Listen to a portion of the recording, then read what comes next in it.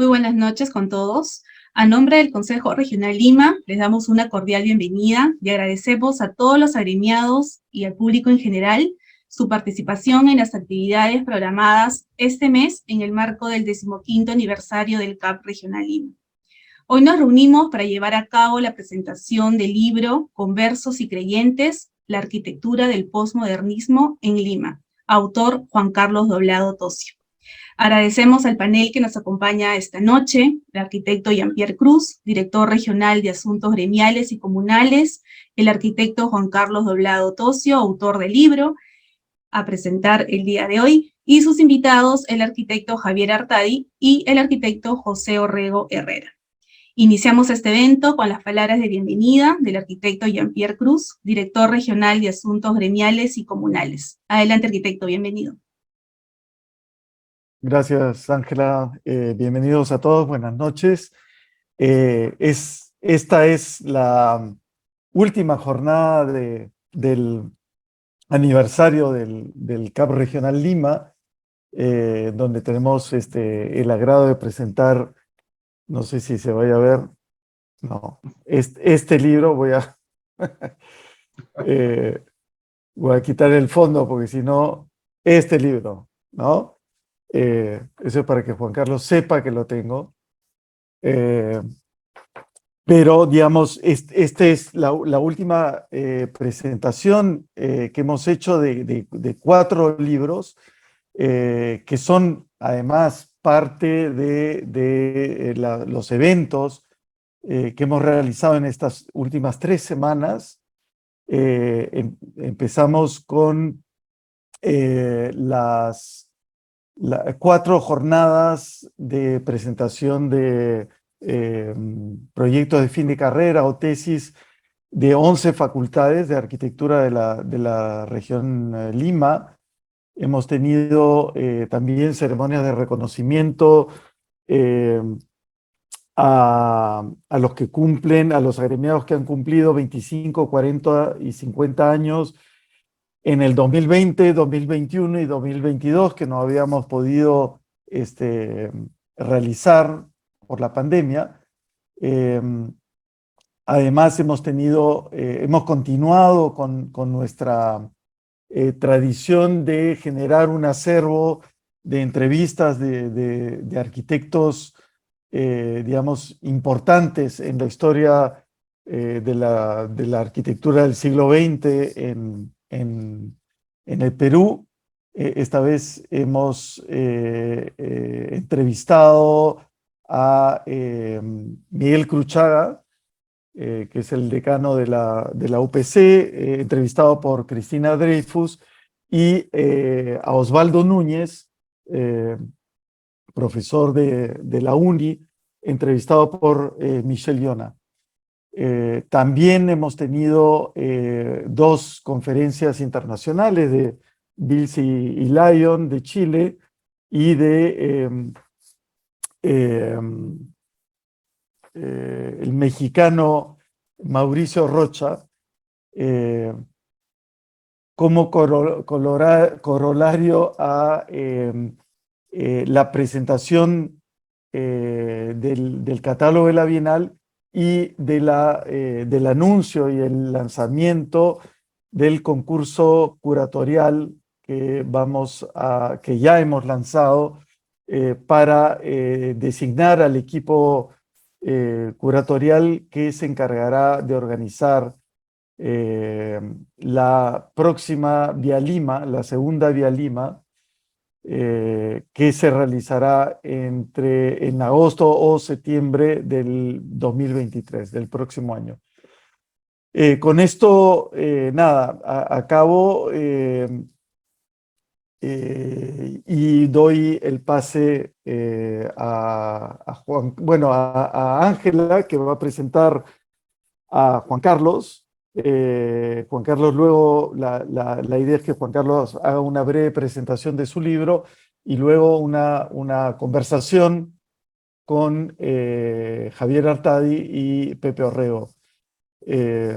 Bueno, bienvenidos a todos. Yo lamentablemente tengo clases en estos momentos, así que me he salido solamente para poder tener el placer de presentar esta última edición del festejo del 15º aniversario del CAP, y así que me tendré que ir en unos momentos.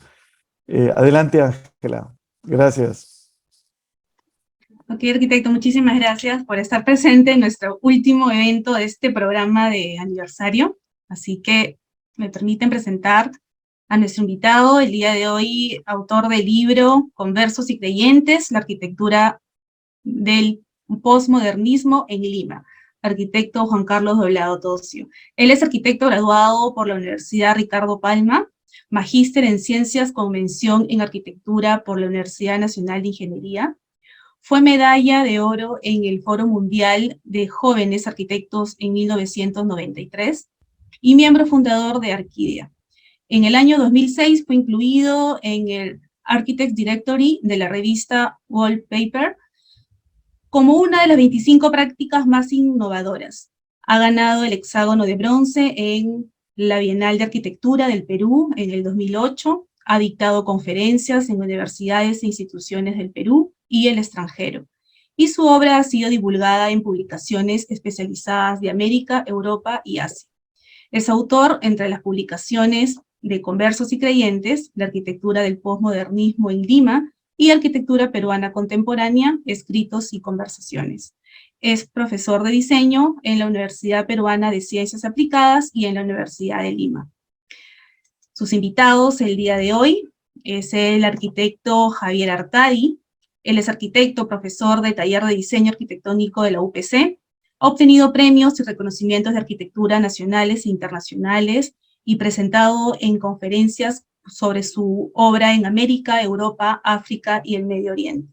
Su trabajo ha sido publicado en revistas y libros especializados de arquitectura en todo el mundo y ha sido recibido de la Orden del Sol del Colegio de Arquitectos del Perú por sus reconocimientos internacionales. Recientemente su obra obtuvo el Premio de Arquitectura en el 2021 en la Exposición Internacional Salón Dudon en París, ganador el gran reconocimiento de la Vía Lima 2021 en el concurso de calidad arquitectónica, Premio San Lorenzo. También nos acompaña el día de hoy el arquitecto José Orrego Herrera. Actualmente él lidera Metrópolis, con más de 30 años de experiencia. Se ha especializado en diferentes áreas proyectuales, destacando sus diseños de edificios residenciales, oficinas corporativas, proyectos de gran formato, usos mixtos y centros comerciales. Ha recibido distintos premios de bienales de arquitectura y distintos premios institucionales. Miembro fundador de Arquidia, de Perú Green Building Council y de la Asociación de Estudios Arquitectura, y actualmente es director del Patronato Cultural del Perú, miembro del Consejo Consultivo de Facultad de Arquitectura de la ULIMA y miembro del Comité de Inversiones de FIT Capital. Con ustedes le doy el espacio al arquitecto Juan Carlos Doblado. Adelante, bienvenido. Buenas noches, muchas gracias al CAP Regional Lima y a Jean-Pierre Cruz por la invitación. Lamentablemente por la pandemia no se pudo hacer una presentación de este libro que salió, digamos, hace un par de años de la imprenta. Así que voy a empezar con algunos agradecimientos a Edgar Bravo de Arcadia Mediática por acoger esta publicación en su colección, a Juan Solano, que estuvo a cargo de la edición y diagramación del libro, y a María Ferrari, que se encargó de todas las ilustraciones, especialmente hechas para este libro y también de la carátula. Un poco que el origen de los temas que tratamos en el libro se remontan a la época en que Javier, Pepe, Jean-Pierre y yo estudiábamos, ¿no?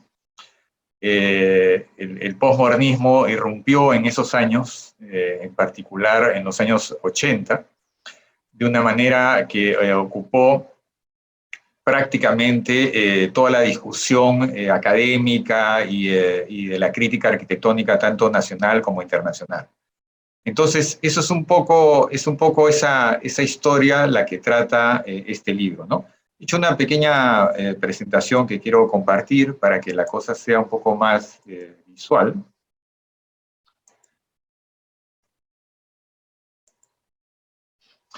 Entonces, la primera parte del libro está dividido en 3 partes. La primera parte trata de la posmodernidad y el posmodernismo, ¿no? Entendiendo que la modernidad que empieza en el Renacimiento, la característica principal es que el tiempo es lineal, el tiempo es irreversible.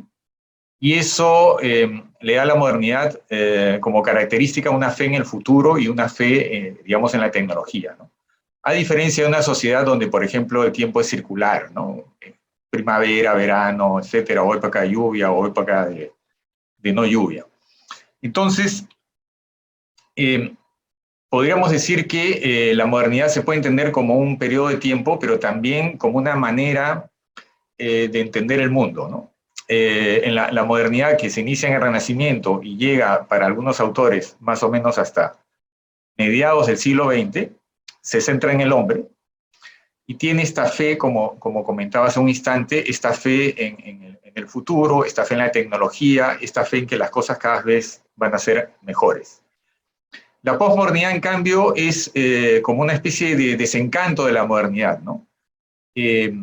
Para algunos autores es como que la modernidad se va licuando y esta línea recta, esta especie de tronco de árbol con ramas, ya no está tan clara y se convierte en una especie de raíz, ¿no? Donde todo ya más o menos es equivalente, ya no hay una sola verdad, ¿no? Ya el centro no está en el hombre, sino un poco en el planeta, ¿no? Concretamente en salvar el planeta. Y lo curioso es que primero se habla de posmodernismo, es un tema del cual se viene hablando desde inicios de la década del 70, primero se habla de posmodernismo en la literatura, y luego es Charles Jencks el que lleva el término a la arquitectura alrededor de 1975. Y la palabra posmodernidad aparece recién después, en 1979, con el libro, el ensayo La condición posmoderna de Jean-François Lyotard. Y es Lyotard el que pone 2 eventos que suceden a mediados del siglo XX, ¿no? En la Segunda Guerra Mundial.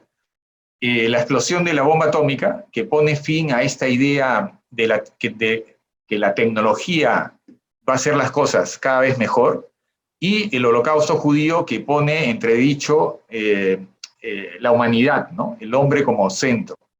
Entonces, es a partir de estos eventos que hablamos de una época diferente a la modernidad, que es la posmodernidad. El posmodernismo, en cambio, es el estilo, ¿no? Cuando hablamos de posmodernismo es como cuando hablamos de modernismo, entendido desde el punto de vista del término anglosajón, que es lo que abarca el cubismo, etcétera, etcétera, ¿no? El movimiento moderno, el estilo internacional, en fin.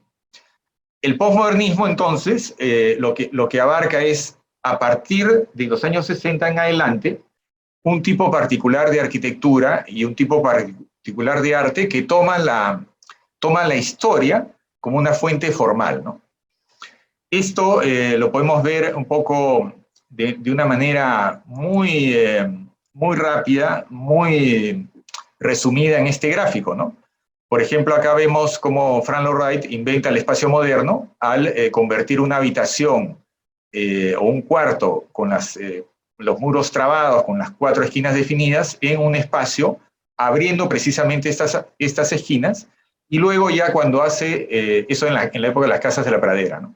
Y cuando ya abre y gira estos planos, esto se convierte en un espacio moderno, ¿no? Cambia de ser un cuarto a un espacio moderno, que es lo que se conoce como la ruptura de la caja. Esta invención de Frank Lloyd Wright, resumidamente, va a pasar luego a través de varios arquitectos y varios movimientos de vanguardia, como por ejemplo Die Stil, ¿no? Entonces, a la izquierda, en función a lo que había inventado Frank Lloyd Wright en las casas de la pradera, pinta este cuadro, Ritmo de una danza rusa, y luego Mies van der Rohe se va a inspirar en este cuadro para inventarse un proyecto que es Casa de Campo de Ladrillo, que es un proyecto que él hace simplemente para poderse publicar. Pero ahí ya se ve cómo la arquitectura va siendo cada vez más abstracta, ¿no? Aquí también podemos comparar la Robbie House de Frank Lloyd Wright a la izquierda con la Casa Farnsworth de Mies van der Rohe, cómo esta invención del espacio moderno se va perfeccionando y se va volviendo cada vez más minimalista, aunque el minimalismo es un término que surge recién después, en los años 60, ¿no? Precisamente en los años 60 hay una vuelta hacia lo figurativo, ¿no? Ese es el primer cuadro de pop art de la historia de Richard Hamilton, donde se empiezan a utilizar una serie de objetos producidos industrialmente, objetos de consumo masivo, en este cuadro, que es un cuadro del formato de un A4, y empiezan a aparecer estos objetos de consumo masivo luego en Estados Unidos, a través de Andy Warhol, a través de Roy Lichtenstein, etc. Y el pop art es un poco el origen de lo que luego va a ser el postmodernismo, ¿no? Entonces, arquitectos como Robert Venturi, principalmente, tratan de llevar el pop art hacia la arquitectura con resultados distintos. Entre las características del postmodernismo tenemos las que dice tanto Robert Stern como Charles Jencks: el uso de ornamento, la manipulación de formas para introducir una referencia histórica explícita. Este punto es uno de los más importantes porque es lo que luego van a hacer los conversos en el Perú: la utilización consciente y ecléctica de las estrategias del modernismo junto con cosas del periodo premoderno, la distorsión. Jencks también habla de la yuxtaposición, de utilizar el historicismo, el eclecticismo, o sea, mezclar muchas cosas, las metáforas, y lo que se llamaba el doble código, ¿no? Hablar a dos niveles a la vez, a los arquitectos, que era el lenguaje culto, y, digamos, al mismo tiempo un lenguaje popular. Surgen dos tendencias: la norteamericana, que es la populista ecléctica, y la europea, un poco más seria, que es la histórico-contextualista, ¿no? Aldo Rossi, los hermanos Krieger, etc. La primera Bienal de Venecia de arquitectura, cuando todos estos arquitectos que eran en ese momento, digamos, la vanguardia, presentan la Strada Novísima, viene a ser el cenit del postmodernismo a nivel internacional, y luego justamente eso llega al Perú tardíamente, ¿no? A inicios de los años 80. Entonces, las Torres de Limatambo, por ejemplo, van a ser el primer proyecto postmoderno en 1983, luego viene en paralelo más o menos también está el agrupamiento Chabuca Granda, luego viene el Banco Mercantil, etc. Y ya en los 90 estamos hablando de los creyentes, que es la generación que se forma después, ¿no? Llamamos conversos, utilizando un término que había usado Kenneth Frampton, a los que, teniendo una formación moderna y habiendo hecho obras consideradas modernistas, cambian hacia el postmodernismo, ¿no? Él utiliza ese término conversos y sobre todo se refiere a Michael Graves, ¿no? Que fue, digamos, el caso más conocido. Y los creyentes son un poco los que ya no se formaron bajo los términos del funcionalismo, que básicamente se forman en los años 80, a inicios de los años 80, con herramientas pedagógicas como el contextualismo, la metáfora, etcétera, que fueron introducidos en la docencia por Juvenal Baraco principalmente, ¿no? Entre la obra de los arquitectos conversos tenemos el conjunto habitacional Limatambo, que es además el de mayor escala, que de alguna manera es un proyecto autosuficiente, ¿no? Es un proyecto que se cierra a sí mismo, que trata de generar una trama basada en manzanas como para continuar la trama en la ciudad, pero que en ese momento, cuando se construye, estaba, digamos, en las afueras de Lima, vamos a decir así, y entonces es autorreferencial, un poco como hizo Aldo Rossi en el cementerio de Módena, ¿no? Que era un proyecto que, a pesar de ser una ampliación, era autorreferencial a sí mismo. Luego también tenemos que la manzana típica de Limatambo, que es esta idea de recrear la manzana tradicional, sin embargo, al mismo tiempo, está inspirada en ciertos experimentos como los proyectos que hizo Leon Krier en Londres a mediados de los 70, donde también Reinaldo Ledgar estudió, ¿no?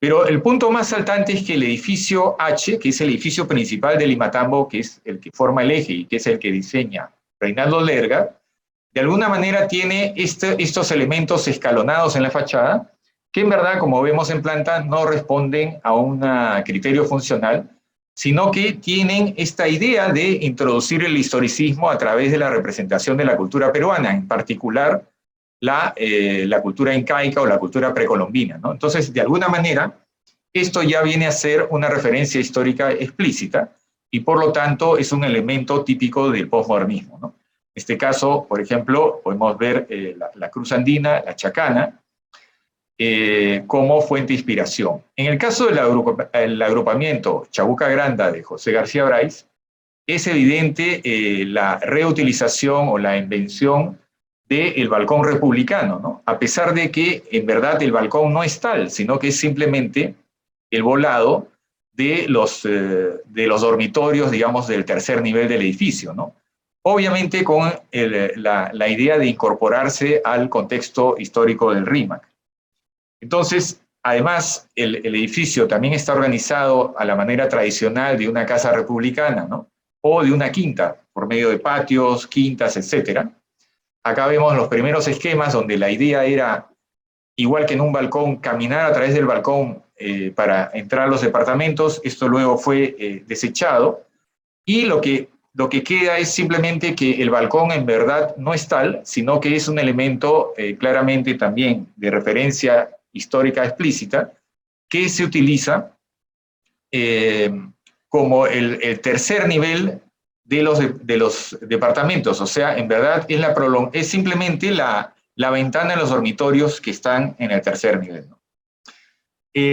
Y también está un poco el lenguaje, una especie de lenguaje vernáculo, que era la preocupación de esa época, ¿no? Como vemos en los proyectos que hizo Rob Krieger para la IVA de Berlín, un poco la misma idea de ornamentación con molduras, etcétera, en el interior de Chabuca Granda. Luego tenemos también el Banco Mercantil de Alfredo Montañe, otro arquitecto que originalmente es un arquitecto moderno, funcionalista, que además en entrevistas él afirmaba que él era Bauhaus, o sea que él era completamente partidario de la Bauhaus. La Bauhaus, sabemos que el lema era empezar de cero, y que era una escuela más bien antihistoricista. Sin embargo, en la remodelación de esta casa y convertirla en la sede del Banco Mercantil, Alfredo Montañe reproduce casi textualmente la cornisa del edificio existente, ¿no? A pesar de que esta esquina está básicamente vacía, como podemos ver acá, y que incluso en este edificio los hermanos Masperi, la estructura era metálica, ¿no? Esto es también porque a nivel internacional las principales sedes corporativas como AT&T de Philip Johnson, que es el primer rascacielos postmoderno, o el edificio Portland de Michael Graves, eran ya también edificios postmodernistas, ¿no? Un dato curioso es que Michael Graves gana este concurso siendo jurado de Philip Johnson. Y entonces en el Banco Mercantil vemos esta yuxtaposición de lenguajes, ¿no? De lo nuevo con lo antiguo, del vidrio, con la cornisa, etcétera, tal como afirmaba Jens. O sea, también hay una referencia histórica explícita. Y finalmente, el cuarto caso es el Centro Comercial La Rotonda de Juan Carlos Domenach, donde además se introduce, además de las referencias históricas explícitas en el lenguaje, como cornisas y molduras, se introduce este elemento, que es una especie de una planta completamente, digamos, simétrica. Se introduce este elemento. Ya el postmodernismo se había adueñado de la escena comercial, ¿no? Como este proyecto que hizo Michael Graves para una exposición en el MoMA de la firma Best. La flora acuática tenía que ver con los elementos que había puesto el propio Graves en el techo del Hotel Dolphin, cuya metáfora era que una isla había surgido de un cataclismo en el mar, y por eso en el techo aparecían flores acuáticas, peces, cisnes, conchas, etcétera, ¿no? Sin embargo, al llevar esta metáfora a la rotonda, ya se disocia del contenido, ¿no? Porque digamos que la flora acuática ahí ya no tenía mucho que ver con este edificio en Lima. Entonces hay también la referencia histórica explícita o la referencia u homenaje a otros proyectos posmodernos, ¿no? Cuando se hace también el famoso concurso del CAP de la nueva sede de 1987, el resultado fue este, ¿no? Una serie también de proyectos posmodernos o proyectos a lo Mario Bota, como el anteproyecto que hizo Javier Morzán allá arriba, o proyectos como el mismo Javier Morzán, que hace este edificio en la avenida San Martín en Barranco, inspirado en Claude Nicolas Ledoux, en Rendezvous de Chess, en proyecto de 1778, que sirve también de referencia histórica explícita a este edificio, ¿no? El propio Juan Carlos Domenech, en el centro comercial La Fontana, tiene diferentes referencias posmodernas.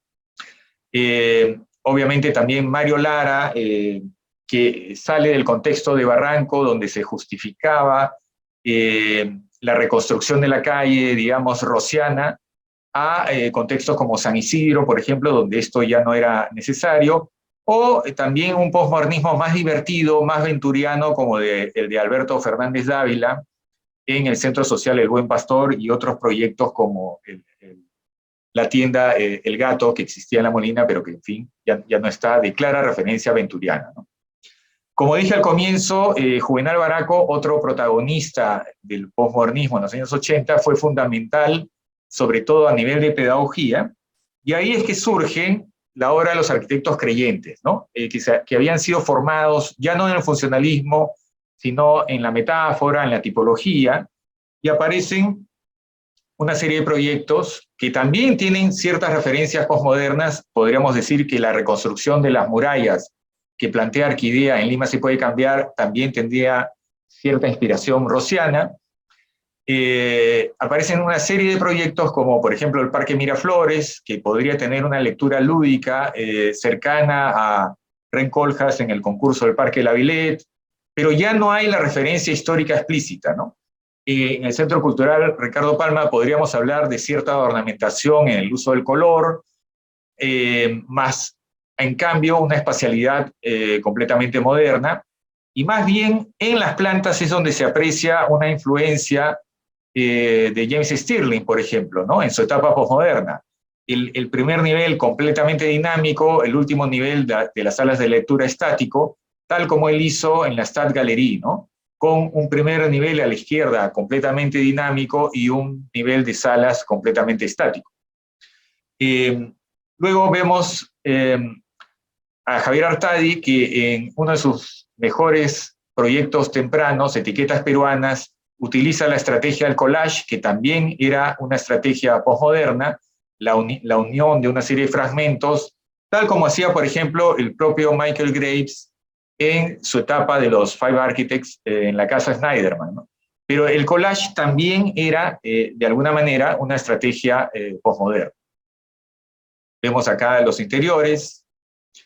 La obra de Jorge Valerdi también se puede entender como el uso del color, de las texturas, como una manera, una forma de ornamentación que es una característica también del posmodernismo, y que un poco inspirado en esta cosa divertida que inventan el grupo Site, ¿no? Con los supermercados Best. Luego esto pasa al ámbito comercial y es reinterpretado de alguna manera con los primeros bembos, ¿no? Que hace Jorge Valerdi.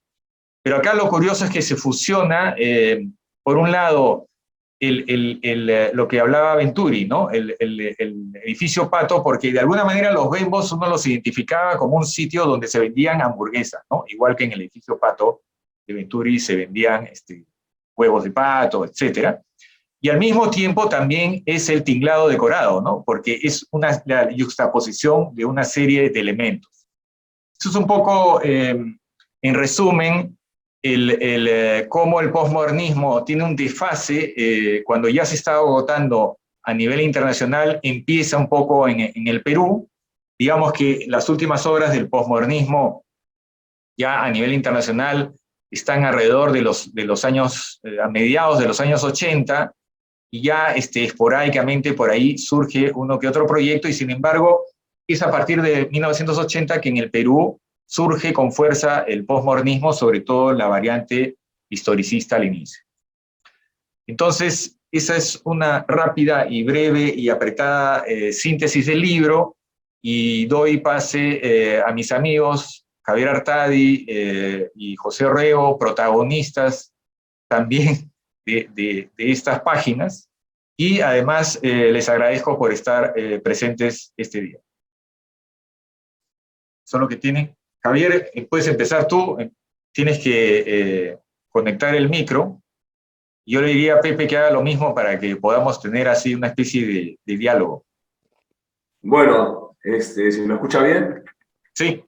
Ok, bueno, muy contento de estar aquí, un poco afónico, con una gripe de salida.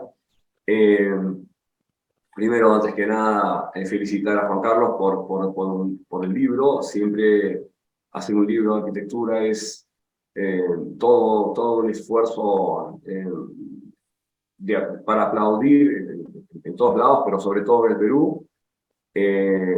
Lo he leído bien, es un libro muy bien armado, estructurado. Felicitaciones, por supuesto. Y agradecer a la Regional Lima, además, para haber dado este espacio de conversación, y saludar a Pepe y a Jean-Pierre que anda por ahí. Bueno, sí, en efecto, los 80 fue un tema interesante del modernismo porque en realidad, en mi memoria, no aprendimos el modernismo. Es decir, nosotros en la Ricardo Palma, entonces, por lo menos, no había una enseñanza completa de lo que fue la arquitectura moderna, y entonces recibir este material del posmodernismo que se estaba ya construyendo a partir de los libros claves de los años 60 y 70, como ha dicho Juan Carlos, pero yo recuerdo mucho también Complejidad y Contradicción de Venturi y La Pintura de la Ciudad de Rossi, es decir, las dos líneas, ¿no? La línea pop del posmodernismo y la línea histórica, ¿no? Y por supuesto, tomar una posición de vanguardia como estudiante siempre es algo, digamos, es como que la fuerza de la rebeldía, la fuerza del cambio, aun cuando no habíamos aprendido realmente la arquitectura moderna, es decir, era un poco una guerra un poco desequilibrada, ¿no?, que tomamos nosotros. Más adelante, esto cambiaría cuando digamos, con la lectura y, en fin, con tantas actividades que hace uno, ya comprendiendo el marco completo de la modernidad y la arquitectura moderna, uniendo eso con los cambios que planteaba el posmodernismo, es que creo que nos declaramos, yo digo, como arquitectos posmodernos, en el sentido de un modernismo enriquecido.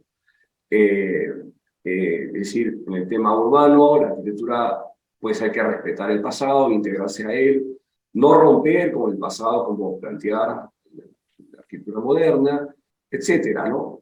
Y otros valores también que entran. Creo que eso hace que sea más completo el enfoque de esta arquitectura posmoderna, ¿no? Que ciertamente, yo iría al borde de acabar la carrera, era en la arquitectura que hacíamos. Recuerdo que de forma divertida con Jean-Pierre hicimos un pacto simétrico, es decir, nuestros proyectos debían ser simétricos para, digamos, romper con lo moderno, con lo moderno que no conocíamos, además. Y luego, cuando hemos conocido la arquitectura moderna, es que decidimos firmar el pacto asimétrico. Esto que es una cuestión divertida y es muy simbólica del cambio que sufrimos, por lo menos que recuerdo, porque entonces ampliamos nuestra mente a la modernidad y a la posmodernidad como la modernidad enriquecida. Saltándome un periodo, en fin, de no pocos años, yo hablaría del Parque Miraflores, el parque que hice con Juan Carlos y con Pepe, precisamente, que hicimos los tres, y que es un caso muy interesante porque en realidad es un proyecto posmoderno de verdad, en el sentido de que, por ejemplo, los pórticos tienen ese doble código del cual hablaba Juan Carlos, tiene algún mensaje histórico, y sin embargo, y soy consciente de eso porque recuerdo plenamente que lo conversamos, son simplemente líneas, son planos, no hay molduras, no hay nada, las líneas que surgen de bajo relieve son simplemente para que no se cuartee el material y el terrazo, las bancas son planos, con cilindros, es decir, son elementos absolutamente abstractos que ordenados de una forma como fueron ordenados, definen una arquitectura del doble código. La misma creación del proyecto es una creación también posmoderna en el sentido popular, en el sentido de reconocer el valor del usuario antes de que el propio usuario use el parque.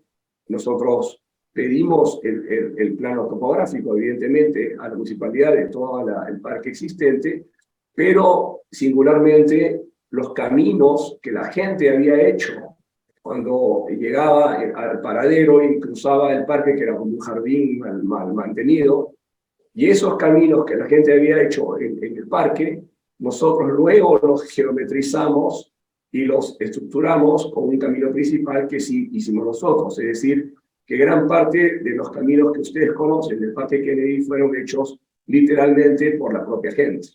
Lo cual también es una combinación interesante de una propuesta a futuro, que no es sino una actitud moderna, en simultáneo con el reconocimiento del factor humano popular, que no es sino una visión postmoderna. Entonces, luego, pues, como dice Juan Carlos, por supuesto están estas franjas, ¿no? Que por cierto fueron ideas de él, me parece una gran idea, porque, excelente, porque entonces el parque pasa más allá del uso también a ser un elemento visual, pero de impacto poderoso, ¿no? Ya el parque no es como fue diseñado, que estuvo muchísimos años así, era un parque de colores, ¿no? Un parque de colores, la municipalidad hizo un vivero solamente para el parque, y bueno, luego está ya el proyecto de la biblioteca, centro cultural, pero yo diría que el parque como grupo es el proyecto postmoderno por excelencia, por este doble código, ¿no? Y ya personalmente hablando de etiquetas peruanas, también es un caso Lo interesante. siento, no sé quién eres. ¿Me lo puedes decir? ¿Qué es eso? ¿Está Alexa por ahí o Siri? Yo no tengo eso, o sea que no es mío. Ok. No sé quién eres, dijo, ¿no? Bueno, el caso de etiquetas peruanas es un caso también de experiencia de un posmodernismo que pasa a un modernismo enriquecido, porque originalmente lo imaginé de colores el proyecto. Como era lo normal en el momento que hemos vivido era un momento del color como expresión, del color como descubrimiento, luego de un letargo y un cansancio del color, los colores neutros, qué sé yo, pero más que por ellos mismos, por los mal usados que fueron estos, en mi opinión. Me refiero a los colores neutros. Y etiquetas peruanas era un proyecto que pensé yo originalmente a colores, lo hice a colores, pero luego pensé que sería más simple y de repente la idea más fuerte si es que dividiese el proyecto en una arquitectura preexistente, que era la casona, con muchos años de antigüedad, de adobe, y los elementos nuevos en dos tonos diferentes, en dos colores diferentes, mejor dicho, dos tonos en realidad, en blanco y en gris. Pero luego cuando ha estado construida la obra y ya han hecho el imprimante en blanco y me han llamado para ver el proyecto, he visto el proyecto en imprimante que es blanco y dije, es suficiente, porque con la luz y la sombra el proyecto se resuelve. Entonces, aún en ese proyecto, que ciertamente debe haber sido uno de los primeros proyectos completamente blancos, no digo de la historia de Perú, pero digamos por lo menos de ese momento en adelante, el origen en mi mente fue un origen de colores, por lo cual también nos habla de la presencia y del poder de este cambio que vivimos, y luego yo subrayo esto y con esto termino este espacio pequeño de de conversación mío, con que creo que lo que sucede después es que nos convertimos en arquitectos posmodernos en el sentido de modernos enriquecidos. Correcto. Pepe. Sí, oye, les agradezco a todos esta oportunidad y esta invitación. La verdad que sí, es un gusto siempre podernos juntar en estos espacios digitales para poder conversar y más aún por el pretexto de conversar sobre el libro de Juan Carlos. Cuando revisé el libro de Juan Carlos, me puse a pensar mucho en el nombre, Conversos y Creyentes, ¿no? Y no pude dejar de imaginar la similitud que tiene esta categorización que hace Juan Carlos con lo que vendría a ser hoy día, cuando uno habla en el mundo digital de los migrantes digitales y los nativos digitales, ¿no? O sea, que son las generaciones que ya nacen, digamos, con el ADN prácticamente, donde uno trabaja directamente con el medio digital, y generaciones como la nuestra que son migrantes y que empiezan a utilizarlo, ¿no? Creo que ese fenómeno generacional ocurrió también en la definición y en la estructura metodológica que plantea Juan Carlos para poder definir estas dos generaciones, ¿no? Y en realidad lo cierto es que los conversos, que no son otra cosa más que un travestismo moderno, digamos, querían ser creyentes, ¿no? Entonces, yo siento que hay un esfuerzo por tratar de ser posmodernos, ¿no? Sin las herramientas metodológicas que lo permitieran. En el caso de los creyentes, sí me parece interesante porque es la gente formada con una serie de herramientas que le permiten ser posmodernos, ¿no? Como el caso de nosotros, ¿no? Y además recuerdo mucho, y me parece bien el título de creyente, porque yo recuerdo que cuando nosotros estamos en nuestros periodos formativos, había una especie de culto hacia los libros, hacia las publicaciones, ¿no? Era un culto efectivo, ¿eh? Había una transacción de documentos, buscábamos los libros, en un momento donde no existía ni internet ni acceso a la información, y los libros eran escasos, ¿no? Entonces, el que alguien trajera un libro o una revista, ¿no?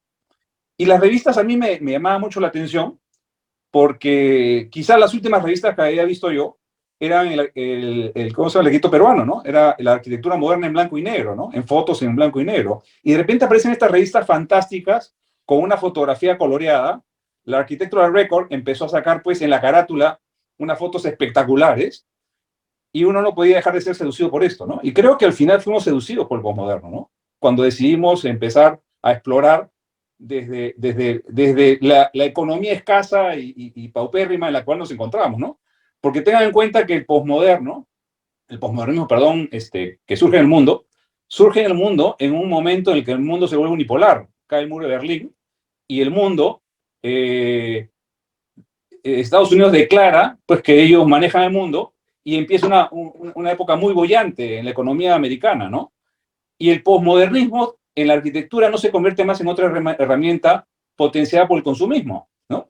Y hoy, por eso no es extraño que, por ejemplo, Walt Disney empiece a hacer edificios posmodernos, ¿no? Y aparecen los edificios de Graves en Disney, en Walt Disney, en Disney World, ¿no? Sin embargo, los aburridos europeos, con poco espacio para maniobrar dentro de las ciudades consolidadas, apelan al historicismo, y más o menos, que Juan Carlos lo explica así, aparecen estos dos espacios que finalmente nosotros en nuestro periodo formativo recibimos y quedamos seducidos, ¿eh? Y la verdad es que para mí ese periodo fue muy entretenido, ¿no? Porque yo que venía digamos, de ver la arquitectura desde chico, porque mi papá finalmente tenía una oficina con gran producción, que además nunca fue converso, que eso es una de las cosas que me di cuenta leyendo el libro de Juan Carlos. O sea, dentro de todos los conversos, la oficina de mi padre, que era Narrego Torres, es una oficina que se caracterizó por hacer un international style. Nunca fue converso, ¿no? Hubo guiños en algún momento que he visto cosas, pintaban un tubo color rojo, ¿no? Un marquito color naranja, pero nunca llegaron a esa aceptación donde otros se regalaron, ¿no? Y se entregaron directamente al posmodernismo a través de la conversión, ¿no? Entonces, cuando yo había visto esta arquitectura desde chico, quedo tremendamente seducido al ver los colores, ¿no? Las formas, ¿no? Todo este nuevo vocabulario completamente diferente a lo que yo conocía. Y entonces Y en ese sentido creo que nos encontramos, ¿no? Porque si bien es cierto, nosotros llegamos a tener una producción juntos, creo que cada uno desde su personal punto de vista, nos encontramos en un momento donde había que juntar fuerzas, ¿no? Estamos en una economía de guerra, compartimos una oficina al mínimo y buscamos pretextos para hacer arquitectura. Yo recuerdo mucho esa época inicial, seminal, donde nosotros salíamos y el problema era conseguir algo que hacer, ¿no? No tanto por buscar el trabajo, sino a dónde llevamos todas estas ganas que tenemos de hacer algo, ¿no? Y lo cierto es que termina siendo primero un concurso, o sea, un espacio que nos lo tuvimos que ganar, no era que alguien nos daba un encargo, era un espacio que nos lo tuvimos que ganar, y donde toda nuestra elucubración fue teórica, porque finalmente era un plan, ¿no? Era un plan donde además yo recuerdo con mucho cariño ese momento, porque hubo mucha reflexión, ¿no? Y recuerdo que nos amanecíamos reflexionando sobre qué es lo que teníamos que hacer. Inevitablemente ganamos, creo que ese concurso, ¿eh? Porque creo que llevamos una gran ventaja, nosotros estábamos químicamente puros, con ganas de proponer algo, y todos los demás concursantes venían con tremendas cargas que no les permitieron de repente esa lucidez que nosotros teníamos en ese momento por las ganas de hacer algo y con el tiempo para hacerlo, ¿no? Lo cierto es que el Lima sí puede cambiar. Creo que además nos empoderó en el sentido de que nos dio más ganas de hacer cosas. Y en ese ganas de hacer cosas, el Parque Miraflores no fue gratuito, ¿no? Recuerdo pues el esfuerzo de ir a tocar la puerta, ¿no? O sea, una cosa absolutamente atrevida para unos arquitectos púberes, ¿no? Digamos, de ir a tocar la puerta al alcalde y decirle que nosotros podemos hacer algo, ¿no? Porque al final nosotros creíamos que podemos hacer algo, y creo que parte de esta actitud posmoderna que tuvimos era que creíamos que podemos hacer muchas cosas. Tanto así que inclusive creo que rayamos una línea entre la generación que nos precedió y nosotros, porque nos atrevimos a ocupar ese espacio, ¿no? Y eso muchas veces fue criticado y fue parte, digamos, de las discusiones de la obra posmoderna que nosotros hacíamos en ese momento, ¿no?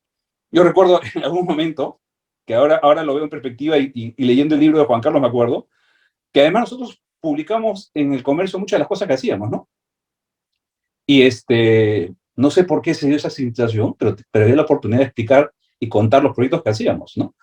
Y yo me atreví a publicar un proyecto que había hecho posmodernismo en el Cusco, un edificio posmoderno.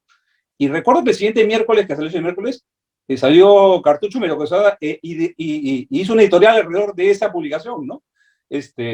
Lo cual hoy día creo que es una medalla, digamos, justamente de este momento que vivíamos, donde había esta especie de resentimiento en el sentido de que se resentía el que gente joven con otras ideas diferentes a lo que eran los conversos, que no terminaban de entender por qué hacían eso, porque finalmente lo que intentaban era usar formas y modos, y sentían que eso era estar al día, contra nosotros que estamos absolutamente convencidos de que eso era lo que tocaba hacer, ¿no? Cada uno en su estilo, ¿no? Creo que cada uno al final desarrolló formas diferentes de actuar en su propia labor proyectual, pero en el periodo que nos tocó hacer cosas juntos, creo que pudimos hacer mucha reflexión. Y eso a mí es lo que recuerdo. Y recuerdo además que nos daba una libertad para hacer lo que queríamos, ¿no? Yo siento que era una época donde no teníamos los corsés del modernismo que nos obligaba a tener un manual que había que aplicar cuando hacemos un proyecto. El Parque Miraflores fue una consecuencia natural, ¿no? Y como dice Javier, hubo también, fue una consecuencia de todas estas reflexiones que íbamos haciendo, donde los tres participamos en diferentes formas para poder hacer posible este proyecto. Pero más allá de la solución final, yo recuerdo el conflicto que fue hacer el Parque Miraflores. O sea, cómo la comunidad arquitectónica de ese momento le pareció que alguien había cruzado una línea que no debía cruzar, que éramos nosotros, ¿no? Y salieron artículos y terminamos en un programa político y empezamos a hablar. Pero al final, el manifiesto, ¿no? El manifiesto contra el parque. Un manifiesto. Imagínate, pues, o sea, qué honor el poder haber nosotros tenido un manifiesto en contra nuestra en ese momento. O sea, no había nada más contestatario que ser posmoderno, ¿no? Frente a ocupar un espacio que los conversos, tratando digamos, de utilizar las formas, digamos, del posmodernismo, no podían ocupar, ¿no? Lo cierto es que también el posmodernismo, por la forma que venía, se prestó perfectamente para todo lo que vendría a ser una arquitectura comercial, ¿no? Que al final, yo recuerdo también de los conversos y el grupo que, digamos, que nos antecedía como generación, el conflicto que le significaba publicar sus proyectos, o hablar de arquitectura, o hacer arquitectura comercial, eran casi mentadas de madre, ¿no? O sea, el poder, el hacer ese tipo de cosas, ¿no?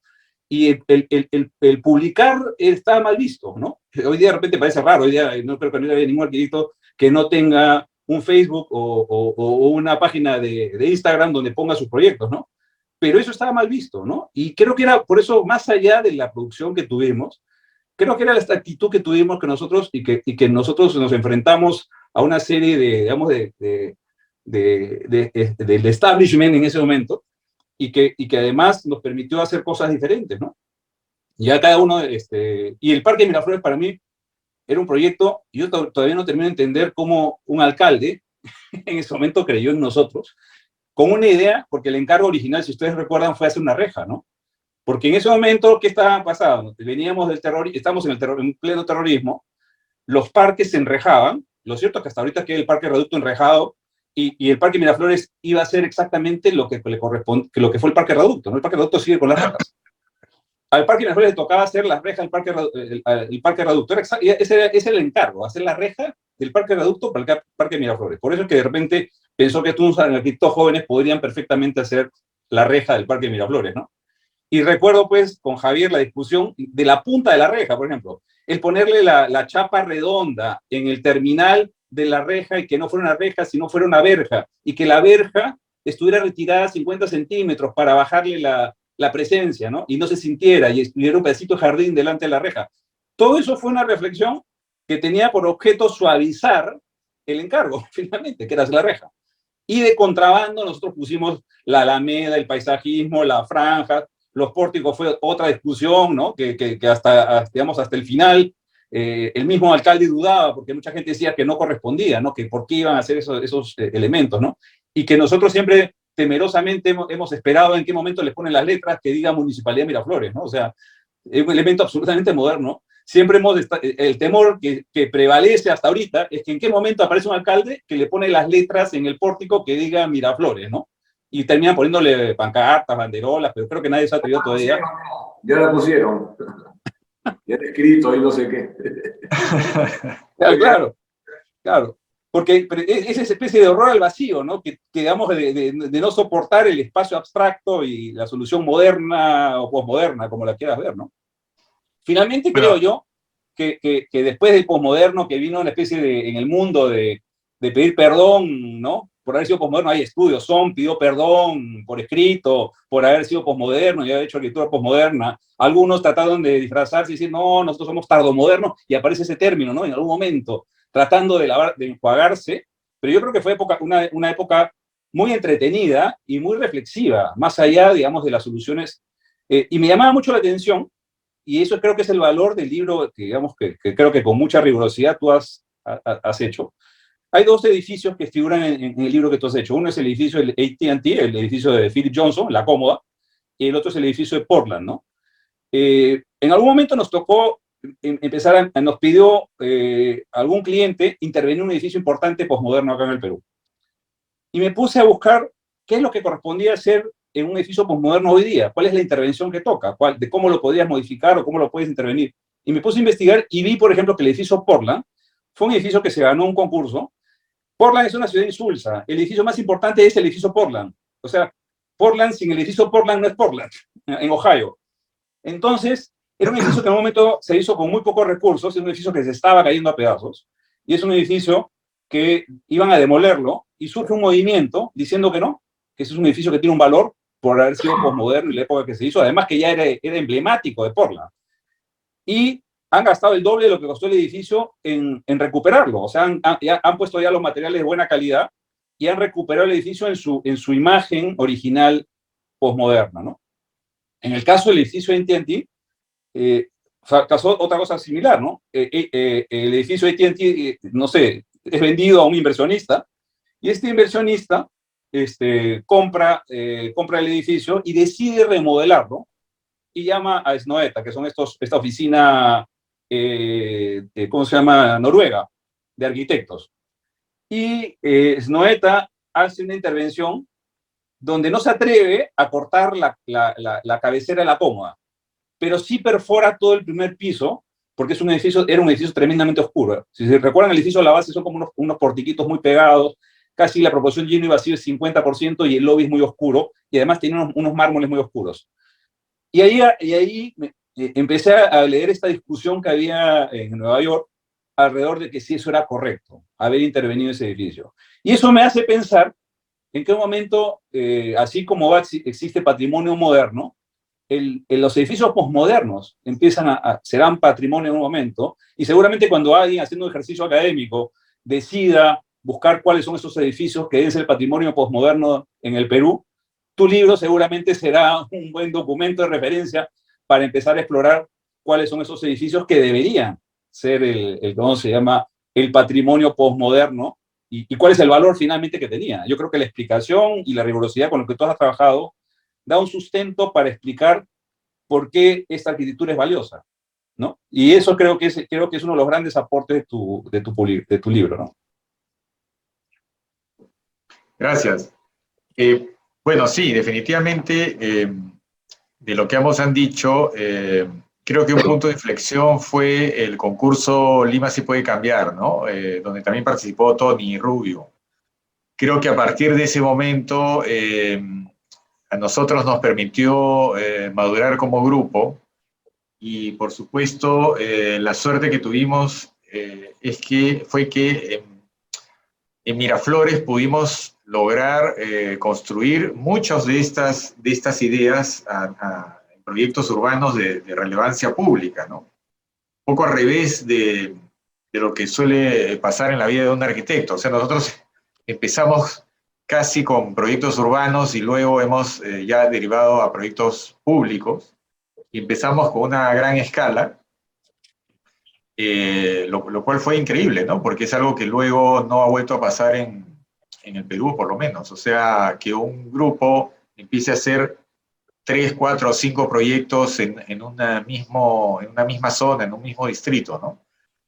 Sin embargo, no sé qué opinan, todos los proyectos que hicimos en Miraflores tenían una especie de coherencia visual, ¿no? Que de alguna manera se basaba justamente en una característica del posmodernismo, que es la ornamentación, aunque fuera el terrazo de color, es el caso, ¿no? No sé qué opina Javier al respecto.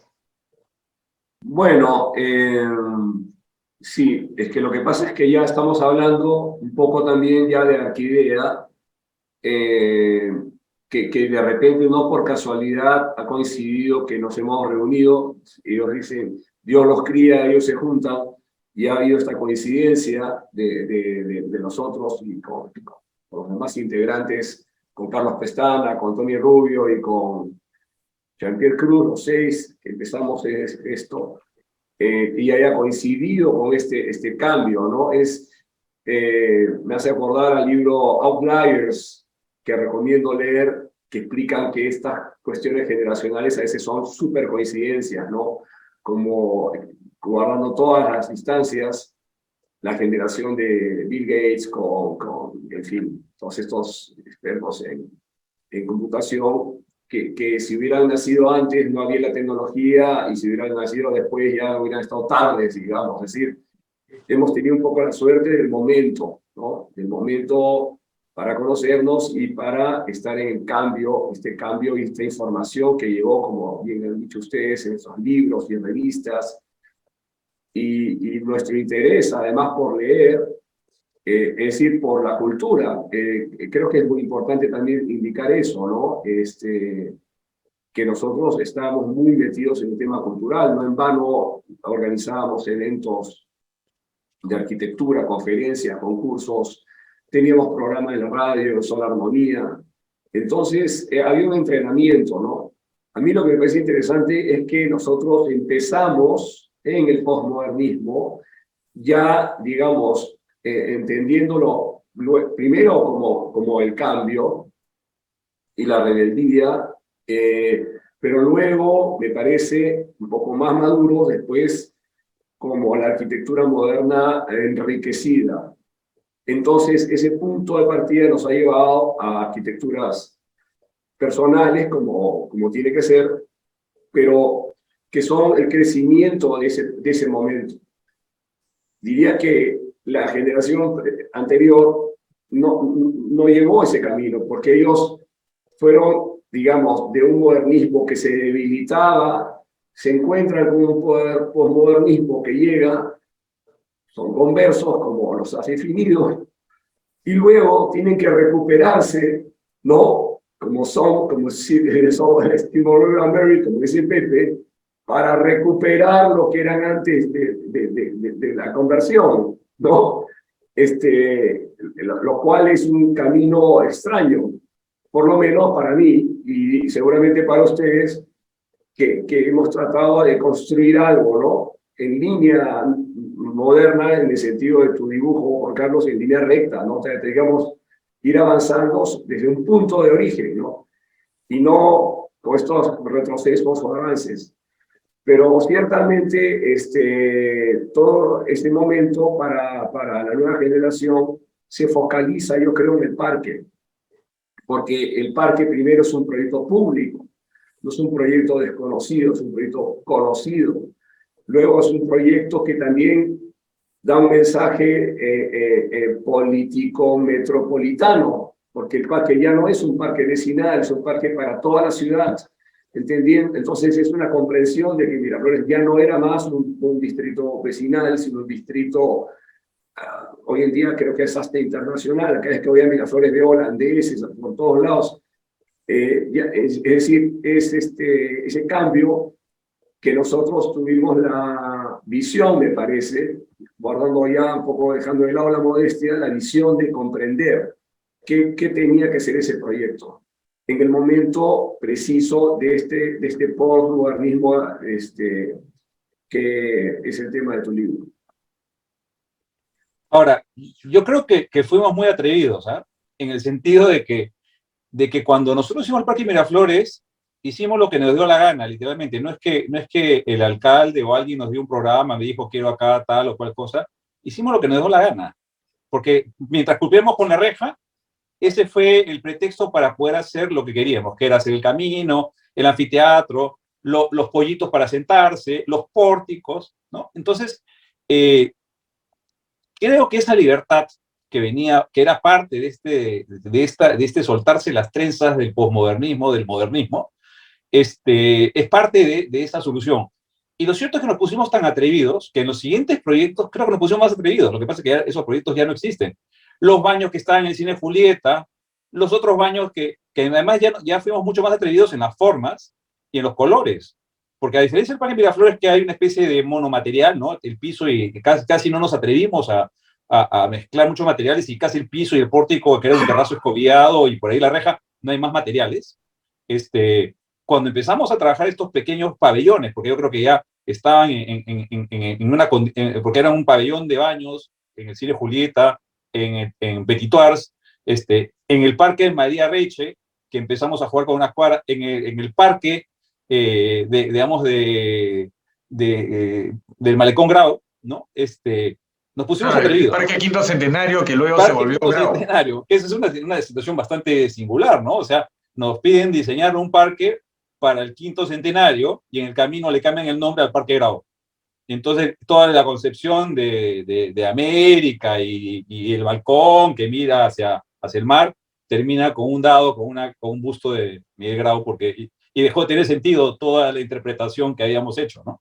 Pero te digo, yo recuerdo que fuimos muy atrevidos, en el sentido de que estamos haciendo cosas donde el Parque Miraflores nos dio como el respaldo para proponer pequeños proyectos de ese tipo, ¿no? Y creo que eso es lo que alimentó el imaginario finalmente de cada uno en su vida profesional, ¿no? En el sentido de que eso nos dio el espaldarazo para poder seguir construyendo nuestras propuestas personales, ¿no? Creo que, porque además, ¿y por qué te digo esto? Porque cuando tú hablas de creyentes, yo puedo ser creyente en mi mentor, puedo ser el discípulo de alguien, y en general la carrera de arquitectura tiende a formar discípulos, ¿no? O sea, las personalidades de los buenos profesores son tan dominantes que la gente queda atrapada siendo discípulo de alguien y cuesta mucho romper ese vínculo, ¿no? Cuesta mucho matar al padre, ¿no? Nosotros lo matamos del primer día. Y eso creo que fue una diferencia fundamental para todo lo que hemos hecho después. Desde el Parque Miraflores, ¿no? Que fue una ruptura temprana. Hay gente que se demora varios años en romper con el padre, ¿no? Pero en esa ruptura... Hay gente que nunca rompe. Y hay gente que nunca rompe y siempre serán discípulos y quedan tremendamente atrapados e imposibilitados de poder generar propuestas propias, ¿no? Y eso creo que en general en el mundo, creo que en la arquitectura en el mundo es parte, digamos, del costo de aprender arquitectura, ¿no? Y normalmente la gente no tiene conciencia de eso, ¿no? Pero creo que eso es justamente, nosotros hemos sido creyentes en nuestras ideas. Y eso es lo que creo que nos ha dado, que hace una principal diferencia. Y claro, creo que cada uno creía en sus ideas y nos juntamos. Y nosotros mismos nos retroalimentamos en ese primer proceso de matar a los padres, ¿no? Y Bueno, poder llegar adelante. yo agregaría que también, agrego y repito que el tema cultural y nuestro interés cultural, para la cultura amplia, ¿no? La cultura no solo de la lectura, obviamente, de los libros, de la música clásica, pero también del rock, en fin, de los cómics, ¿no? Del cine, ¿no? Y todo esto también constituye una experiencia posmoderna de aprendizaje, ya no diría yo ni siquiera universitario, sino era simplemente nuestro propio aprendizaje permanente. Recordemos que en la universidad, en las fiestas, nos íbamos a un rincón a conversar de arquitectura y las chicas nos tenían que jalar para ir a bailar porque estábamos tan metidos con el tema de discusiones de arquitectura que realmente estábamos yendo hacia algún sitio, ¿no? O en la herradura, ¿no? En la herradura tomando cerveza. Pero todavía recuerdo que en los programas de radio éramos completamente libres, en una libertad que nos daban, y una de las veces, Pepe, te acordarás que estábamos llegando a la radio y no sabíamos ni siquiera de qué íbamos a hablar ese día, y dijimos, hablemos de las películas en las que hay arquitectura, ¿no? Y entonces, bueno, inmediatamente comienzas a reconstruir, y uno habla después del manantial, y después, no sé, algo de Odisea del Espacio, pero todo eso es interesante porque significaba que era un grupo de arquitectos jóvenes plenamente posmodernos. Hemos vivido, además del posmodernismo real, es decir, la primera película posmoderna, acaso, Blade Runner, ¿no es cierto? Una película exactamente de nuestro momento. La misma, la música, ¿no es cierto? La música, la ropa, una mezcla de la ropa de los años 40, ¿no? Con los pantalones altos y tubo abajo, en fin. Hemos sido realmente inspirados también por el momento posmoderno real, ¿no? Todavía recuerdo Star Wars que Han Solo le mete una patada a la nave para que arranque, ¿no? En una escena posmoderna, digamos, ya de colección del cine, porque hasta entonces el futuro, como alguien dijo, el futuro ya no es lo que era antes. Todas las naves del futuro funcionaban perfecto. Acá le mete una patada a la nave para que arranque. Entonces, claro, a diferencia de Star Trek, donde todo era perfecto. Así, exactamente. Entonces, hemos vivido también la experiencia cultural del posmodernismo, no solamente la arquitectura, sino la vida misma, ¿no? Pero además te digo, yo recuerdo mucho en esa época que la música para mí era un protagonista permanente de cuando hacíamos arquitectura. Nosotros desde que me amanecía en la universidad y mientras trabajamos en la oficina, no podíamos dejar de tener música. Y ten en cuenta que nosotros participamos de una revolución tecnológica en ese momento, ¿no? Que los LP dejaron de ser LPs y pasaron a ser cassettes, y de cassettes pasaron a ser CDs, ¿no? Y además, el fenómeno creo que en música fue más contundente, fue la videomúsica. Aparecieron los videos musicales. Claro. El lenguaje visual aparece como parte de un recurso que no existía para contarte la música, ¿no?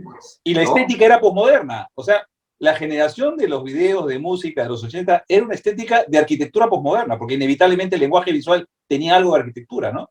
Yo recuerdo, por ejemplo, el intro de Miami Vice, no dejaba de ver todo el intro porque salía el edificio de arquitectónica que era un edificio absolutamente postmoderno, con una palmera en el medio, con un hueco en el medio, que era el edificio Atlantis, claro. el Atlantis, ¿no? Es un edificio que era el símbolo, ¿no? Digamos, de la arquitectura, del postmoderno tropical, ¿no? Que tenía Miami, ¿no? Así es. Oye, Pepe, ¿te acuerdas que hiciste una caricatura de Thor, el de Marvel, que decía que su sastre era posmoderno? Claro, porque claro, hoy día la estética de los cómics era posmoderna, ¿no? Y como bien tú lo explicas, el pop art, digamos, en tu libro, creo que, claro, es una de las fuentes, ¿no? Digamos, y además otra cosa que es interesante, que cuando estuve recorando el Parque Miraflores, porque más allá de toda la experiencia que nosotros tuvimos, lo cierto es que el Parque Miraflores quizás fue uno de los primeros ejemplos del efecto Bilbao, ¿no? Que más tarde Gehry utilizaría cuando hizo este edificio en Bilbao, y el Guggenheim se convierte en la fórmula para crear ciudades que atraigan gente, ¿no? El Parque Miraflores tuvo ese efecto inclusive político, ¿no? Si bien es cierto, el parque no fue el único argumento con el cual Andrade gana con el 98% en la elección, la presencia de un objeto arquitectónico en el espacio público como fue el parque fue determinante, ¿no? Sí, definitivamente. Bueno, Ángela, ¿cómo seguimos? Creo que puede haber Sí. ya intervenciones o comentarios del público. Sí, claro, justo estoy revisando, arquitecto, sabemos que estamos en transmisión en Facebook del CAP Regional Lima, así que tengo una pregunta. A ver, les voy a leer ya de Horacio Núñez, que él está viéndonos a través del Facebook, nos dice, bueno, le voy a leer tal cual. Un saludo para los tres. Sin leer el libro es difícil hacer la pregunta, pero me gustaría saber su opinión sobre el rol de nuestra universidad, y en particular de Juvenal Baraco, en vuestra concepción, enfoque y práctica proyectual. Justo lo que acaba de mencionar Pepe, va en ese sentido, ¿verdad? Bueno, la respuesta creo que es simple, ¿no? Hay un antes y después en la pedagogía o en la enseñanza de la arquitectura en el Perú de Juvenal, ¿no? Definitivamente, y eso está explicado brevemente en el libro. A partir de Juvenal Baraco cambia completamente la enseñanza de la arquitectura, ¿no? Como digo en el libro, en el taller de Juvenal no aprendíamos pues con organigramas y fluxogramas y ese tipo de cosas, sino que el sistema de enseñanza se basaba en la tipología, en utilizar la ciudad como laboratorio y en la metáfora, ¿no? Entonces, era una concepción completamente diferente, ¿no?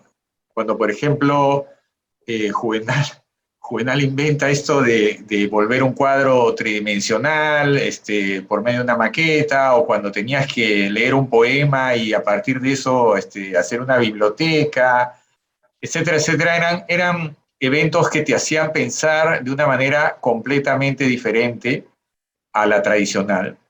Y eso es un poco lo que marca nuestra generación. Cuando yo utilizo el término creyentes, me refiero a que nosotros estamos formados en algo en lo que creíamos, que precisamente es esta formación que nos da Juvenal, ¿no? Entonces, eso es un poco lo que cambia también en la presencia de la arquitectura en las generaciones que luego nos han seguido, ¿no? Que de alguna manera han bebido de la misma fuente. Entonces, creo que todavía no ha sido suficientemente explorada y llevada a su verdadera magnitud la influencia que ha tenido Juvenal en la enseñanza en el Perú.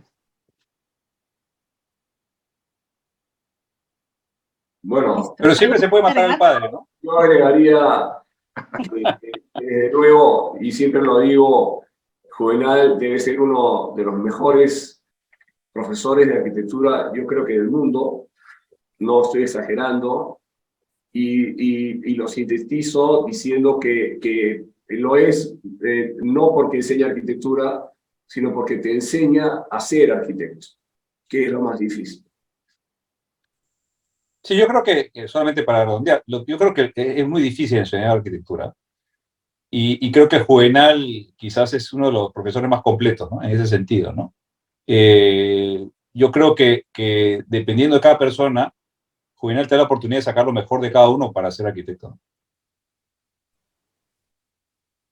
Claro, hay otra pregunta. A ver, no, primero es Peter Vizcardo. Les voy a leer el comentario y ahí va la pregunta. Dice, es como cuando la universidad uno innova la educación y no te comprenden por romper los cánones decadentes.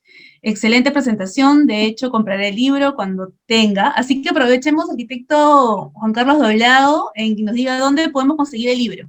El libro Después, está en Arcadia Mediática, tanto en su sede del Centro de Lima como de Miraflores. Tienen un Instagram, se pueden hacer pedidos, se puede ir presencialmente, en fin.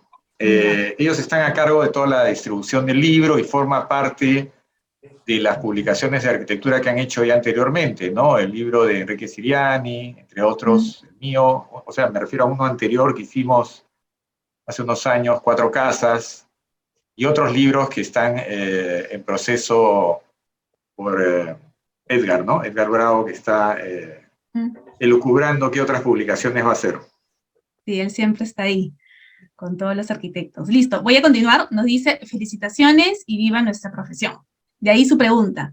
Dice, ¿el posmodernismo en Perú abarcó solo edificios de Lima o también en provincias? Yo creo que en provincias... Ah, Javier, dale. Ponemos este proyecto de Arequipa de El hotel. el hotel que está en La posada del puente. de Rodríguez Pastor, ¿no? No. Pastor, no es Rodríguez Pastor, es Pastor. Pastor, sí. Álvaro. Sí, creo que Álvaro, sí. Me recuerdo ese, ¿no? Que era con el material de sillar, me parece, ¿no? Sí, bueno, yo creo que sí, ha habido un montón de proyectos. Lo que pasa es que esto empieza en Lima y luego se fue irradiando, ¿no? Cupe Graña de Colini en el Cusco también. Por supuesto, el Banco Agrario del Cusco fue además un proyecto que gana el Hexágono de Oro y fue uno de los casos emblemáticos de posmodernismo en el Perú, ¿no? Lo que pasa es que mi libro solo se centra en Lima, pero se habla de ese banco como uno de los que inicia la arquitectura posmoderna institucional en el Perú, ¿no? El hospital allá que hicieron ellos también creo que es posmoderno.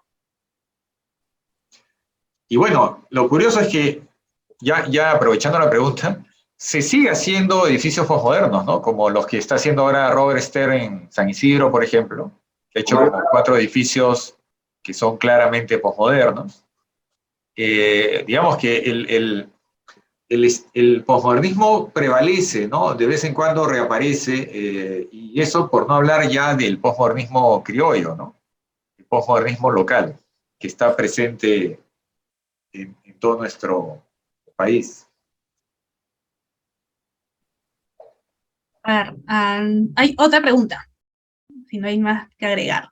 A ver, voy a continuar. Dice Manuel Vaca García, nos dice al autor, o sea, al arquitecto Juan Carlos Doblado. Siendo creyente, ¿cree que es posible hablar de una arquitectura posmoderna denominada como peruana o peruanizada? ¿O solo podríamos hablar de una arquitectura posmoderna hecha en el Perú sin sus causas de origen? ¿Qué tan potente cree que fue nuestro posmodernismo? Un saludo a Manuel. Sí, bueno, sí hay ciertos condimentos locales, ¿no? Por ejemplo, en el proyecto Chauca Granda de García Brais podemos hablar de cierto sincretismo, ¿no? O sea, no es un posmodernismo, pero arraigado a la tipología, en este caso a la tipología republicana, donde García Brais trata de hacer una especie de combinación, ¿no? Por el lugar donde está emplazado el proyecto. Entonces, en ese caso, en el caso de García Brais, yo diría que sí hay un acento local, claramente. Además, esta pregunta viene con trampa porque recuerdo que en la maestría yo justamente empecé a analizar este proyecto a sugerencia de Manuel, ¿no? Entonces, sí sí hay, creo, un posmodernismo local. Lo que pasa es que no hay tantos ejemplos, ¿no? No hay tantos ejemplos como, por ejemplo, en Argentina, que todo se volvió posmodernismo, ¿no? Todos los edificios eran posmodernistas en los años 80, y en Argentina hubo un fuerte discurso, ¿no? Creo que también en Chile, si mal no recuerdo, en Chile se publicaron un montón de investigaciones sobre la tipología de Santiago, etcétera, etcétera. Cristian Bosa en la época pues era un star architect que viajaba por todo Sudamérica exponiendo sus proyectos. Roca, ¿no? Roca empezó a hacer cosas también. Claro, Roca, que hacía esto de la sombra dibujada en el piso, en fin. Y luego hizo un montón de proyectos en Bolivia. Entonces, yo creo que eso fue mucho más fuerte en Latinoamérica, y en el Perú no tanto. En el Perú hay muy pocos ejemplos, y la prueba es mi libro porque tuve que buscar casos, y no había tantos casos, ¿no? O sea, me refiero a tantos proyectos. Carlos, la explicación fue porque era una época donde no había, la economía estaba muy mal, con lo cual no hubo producción en general. Los edificios fueron muy pocos. Tanto así que, por ejemplo, los ejemplos terminan siendo de espacio público, edificios públicos que se hicieron en esa época, pero privados muy pocos, ¿no? El de García Bráez creo que inclusive era parte de un negocio familiar. O sea, si tú empiezas a revisar quiénes son los que hicieron los proyectos, eran los pocos proyectos que se hacían en ese momento. En Argentina seguramente estaban en otro momento que permitió una mayor producción, ¿no? En Chile también. Pero en el Perú, yo me acuerdo que había mucho interiorismo posmoderno, ¿no? Ponían los de Améritos con la mayólica, hacían muchas cositas, pero eran casi guiños, ¿no? Digamos que no calificaban como para un proyecto, ¿no? Está bien, a ver, listo, gracias por la respuesta. A ver, vamos por la siguiente pregunta. Nos dice Iván Cosio, nos dice saludos a todos. ¿Creen que Siriani, declarado por el mismo moderno, habrá llegado a cruzar la línea al posmodernismo en algún momento? Claro, él cuando hizo sus varios proyectos en Francia, hizo unos edificios de vivienda de gran formato que tenían estos rombos, que él explicaba que era para atrapar el cielo, etcétera, pero tenían incluso hasta una especie de almohadillado, ¿no? Ahorita no recuerdo exactamente, Marla Vallée, creo que era en Saint-Denis o por ahí. O sea, estaban en la periferia de París, y sí, eso influyó enormemente, ¿no? En toda Europa. O sea, la manera como se hacía esa especie de, digamos, la primera etapa de Siriani en Europa tenía mucha influencia también de Aldo Rossi, etcétera, ¿no? Solo que, claro, no era historicista, pero sí tenía ciertas concesiones, como la que repito de los rombos. Que la simetría es un elemento también de la fachada simétrica. pero claro, no de una manera, digamos, historicista, ¿no? Como ocurrió en los que yo denomino conversos. Era más bien una influencia del racionalismo o del neoracionalismo italiano, diría yo, ¿no? Pero también la jerarquía o no del ingreso principal más alto, más vertical y no horizontal, ¿no? Digamos, por ejemplo, sino ya la verticalidad como elemento recurrente histórico, no pastiche, pero lo esencial de lo histórico, ¿no? Que es el ingreso vertical, en fin. Sí tiene cosas de esas. En Marla Vallée le vi algunas cosas aquí que allá. Pero tienes que distinguir lo que es el posmodernismo europeo del posmodernismo americano, ¿no? O sea, el posmodernismo europeo creo que es mucho más reflexivo, ¿no? Y es mucho más acotado, ¿no? En su solución, porque finalmente en las ciudades europeas tampoco no hay mucho espacio para intervenir, tanto así que hay muchos proyectos representativos del posmoderno europeo que terminan siendo la puerta de una tienda, como lo que hizo el proyecto de Quique, la cocina de Quique en París es un proyecto abiertamente posmoderno, con integración a los edificios laterales, ¿no? Me parece, ¿no? Y en el posmodernismo americano termina siendo mucho más publicitado, ¿no? O sea, prácticamente toda la maquinaria de publicidad en Estados Unidos se usa para promocionar el posmodernismo, tanto así que Philip Johnson hace esta exposición en el MoMA, donde lanza el posmodernismo, cuando en Europa se lanza la Bienal, ¿no? con el proyecto, con la primera Bienal, donde Aldo Rossi, que es el primer director de la Bienal, crea el teatro del mundo que empieza a flotar por, digamos, en Venecia, ¿no? La respuesta de la forma de promocionar el posmodernismo en ambas realidades es completamente diferente, ¿no? Menos mal que Sirani ya regresó, ya no está viendo esta presentación. Te busca la salida.